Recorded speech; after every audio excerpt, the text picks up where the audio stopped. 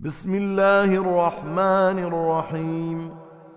يا أيها الناس اتقوا ربكم الذي خلقكم من نفس واحدة وخلق منها زوجها وبث منهما رجالا كثيرا ونساء،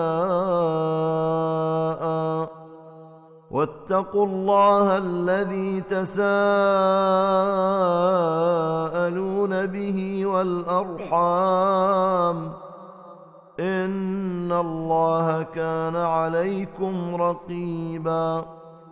وآتوا اليتامى أموالهم ولا تتبدلوا الخبيث بالطيب، ولا تأكلوا أموالهم إلى أموالكم، إنه كان حوبا كبيرا. وإن خفتم ألا تقسطوا في اليتامى فانكحوا ما طاب لكم من النساء مثنى وثلاث ورباع، فإن خفتم ألا تعدلوا فواحدة أو ما ملكت أيمانكم، ذلك أدنى ألا تعولوا. وآتوا النساء صدقاتهن نحلة، فإن طبن لكم عن شيء منه نفسا فكلوه هنيئا مريئا.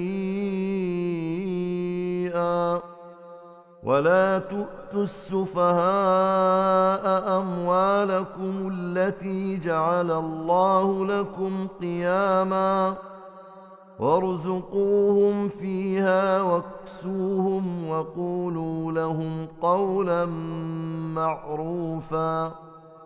وابتلوا اليتامى حتى إذا بلغوا النكاح فإن آنستم منهم رشدا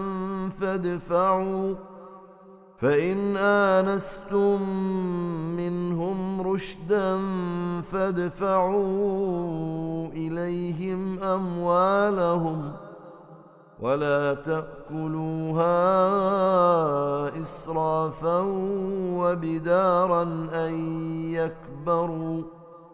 ومن كان غنيا فليستعفف، ومن كان فقيرا فليأكل بالمعروف. فإذا دفعتم إليهم أموالهم فأشهدوا عليهم، وكفى بالله حسيبا. للرجال نصيب مما ترك الوالدان والأقربون، وللنساء نصيب مما ترك الوالدان والأقربون، مما قل منه أو كثر، نصيبا مفروضا. وإذا حضر القسمة أولو القربى واليتامى والمساكين فارزقوهم منه وقولوا لهم قولا معروفا. وليخشى الذين لو تركوا من خلفهم ذرية ضعافا خافوا عليهم فليتقوا الله وليقولوا قولا سديدا. إن الذين يأكلون أموال اليتامى ظلما إنما يأكلون في بطونهم نارا وسيصلون سعيرا. يوصيكم الله في أولادكم للذكر مثل حظ الأنثيين. فإن كن نساء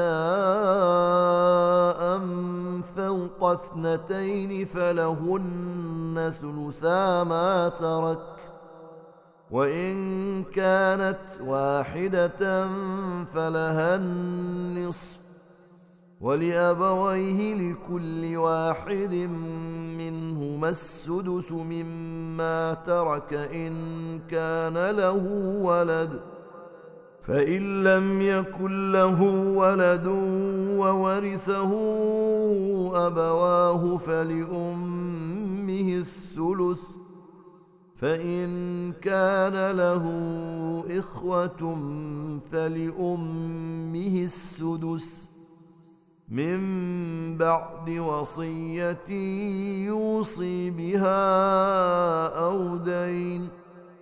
آباؤكم وأبناؤكم لا تدرون أيهم أقرب لكم نفعا، فريضة من الله، إن الله كان عليما حكيما. ولكم نصف ما ترك أزواجكم إن لم يكن لهن ولد، فإن كان لهن ولد فلكم الربع مما تركن من بعد وصية يوصين بها أو دين.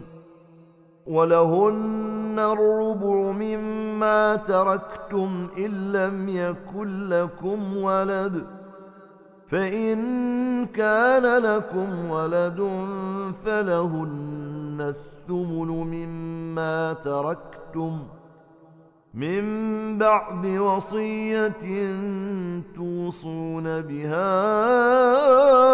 أو دين. وإن كان رجل يورث كلالة أو امرأة وله أخ أو أخت فلكل واحد منهما السدس، فإن كانوا أكثر من ذلك فهم شركاء في الثلث من بعد وصية يوصى بها أو دين غير مضار، وصية من الله، والله عليم حليم.